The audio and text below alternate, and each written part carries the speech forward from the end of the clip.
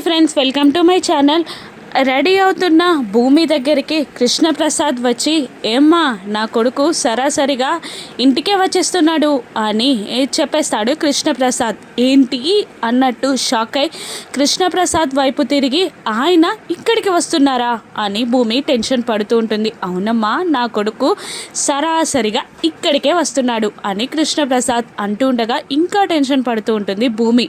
కానీ వచ్చేది నీ కోసం కాదమ్మా, నక్షత్ర కోసం అని అంటూ ఉంటాడు కృష్ణప్రసాద్. మరోవైపు గగన్ వస్తున్నాడని తెలిసి నక్షత్ర సిగ్గుపడుతూ ఉంటుంది.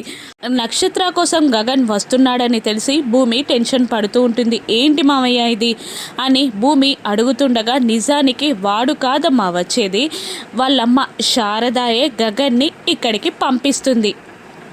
అనుకున్నట్టు శారద ఖచ్చితంగా ప్లాన్ చేసుకుంటూ వెళ్ళిపోయిందనుకో, గగన్ నీ చేయి జారడం ఖాయమమ్మా.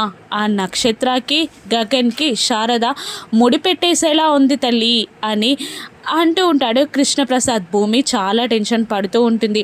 ఇక మళ్ళీ కృష్ణప్రసాదే భూమితో ఇలా అంటుంటాడు, ఇప్పుడు నేను ఒక విషయం చెప్పనా నీకు, వాడు ఇక్కడికి రాకుండా ఆపే మార్గం చెప్పనా నీకు అని కృష్ణప్రసాద్ అంటూ ఉండగా, ఏంటి మావయ్య అది అని ఆతృతగా అడుగుతుంటుంది భూమి.